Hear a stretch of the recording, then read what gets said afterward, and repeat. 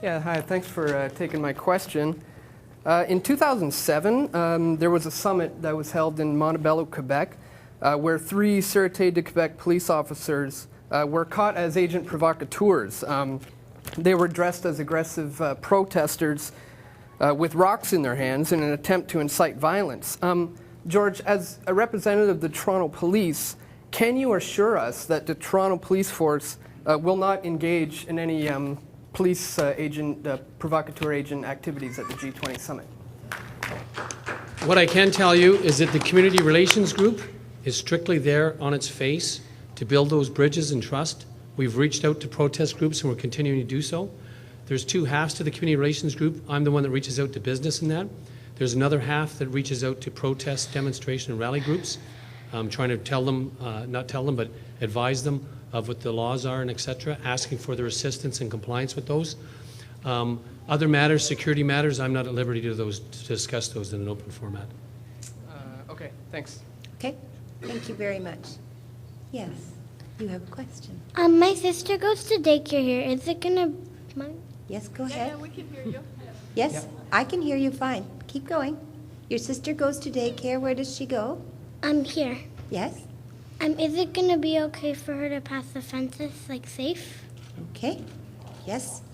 Who wants to answer? It's a very important question about the safety. We're quite concerned that we have daycares within not the red zones, but the traffic congestion zones. And the question is, if there's a lockdown, how are we going to get those children and the families, their parents, put back together? How will that work, George? First off, young lady, thank you for your question. And absolutely, you'll be able to get into your daycare here, and your mom and dad will be able to come in and get you too.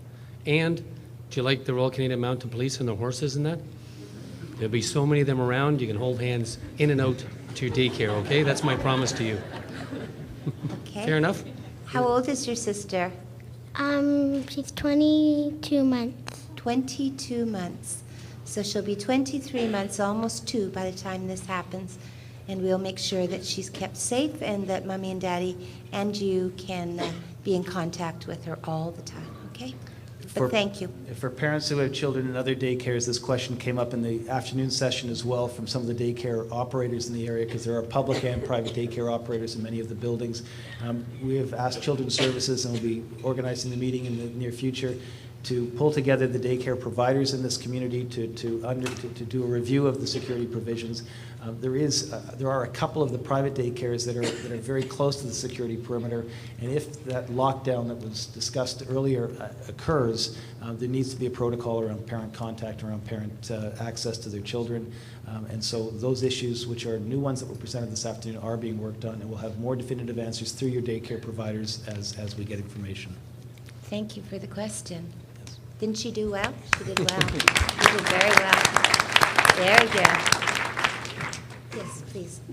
As someone who lives on Mariner Terrace, that's quite close to the location, and after having experienced just the Buffalo Bills coming to town and what that did to my traffic situation, possibility of getting my vehicle in and out to go to work. I know it's 2 weeks before. I know you're trying to reduce the difficulties on that weekend.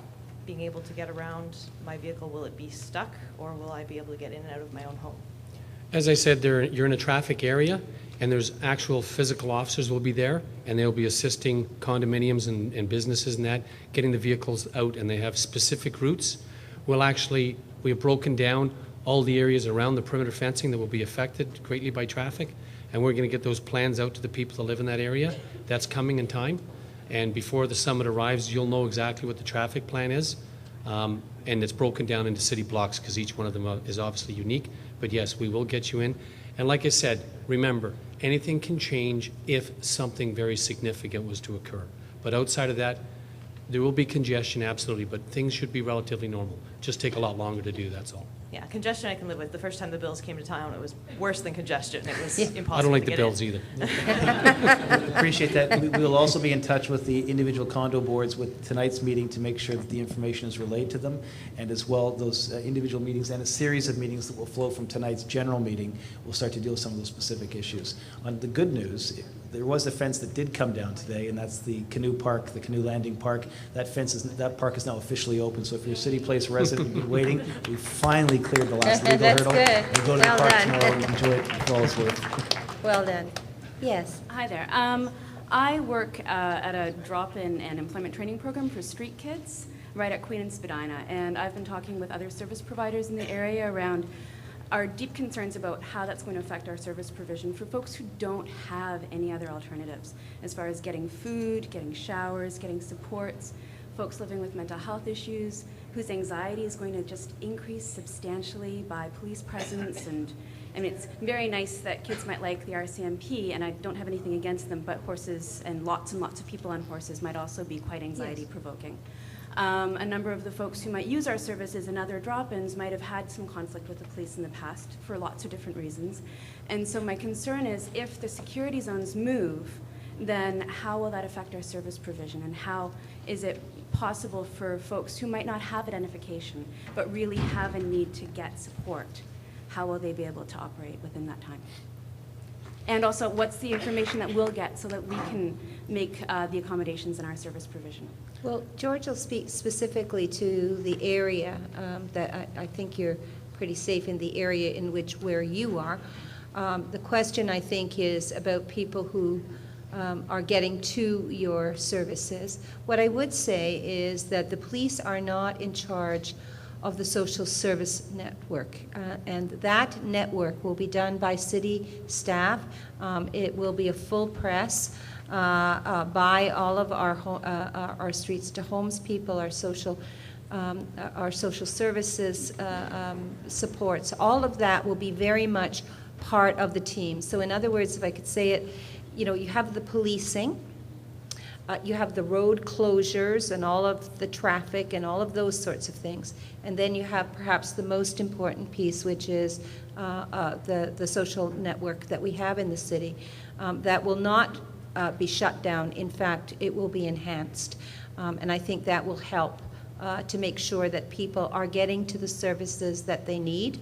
And that just in the same way as it's business as usual for our businesses, it's business as usual for our social networks as well, and particularly for your agency, which I know does very good work. Thank you. As a representative of the Toronto Community Mobilization Network, and as representing a group that is going to be engaging in protests and stuff like that, there was a memorandum that was going around in that reflected that people wearing masks or balaclavas and that would be arrested in that at protests and that.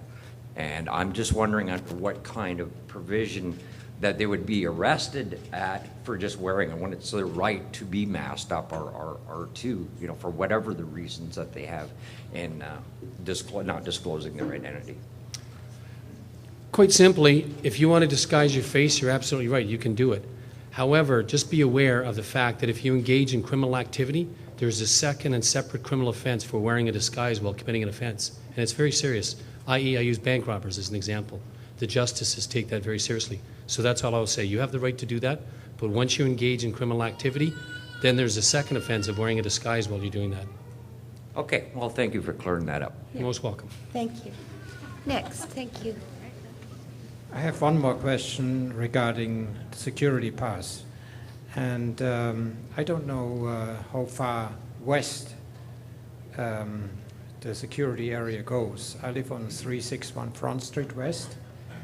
The City Place condominium complex.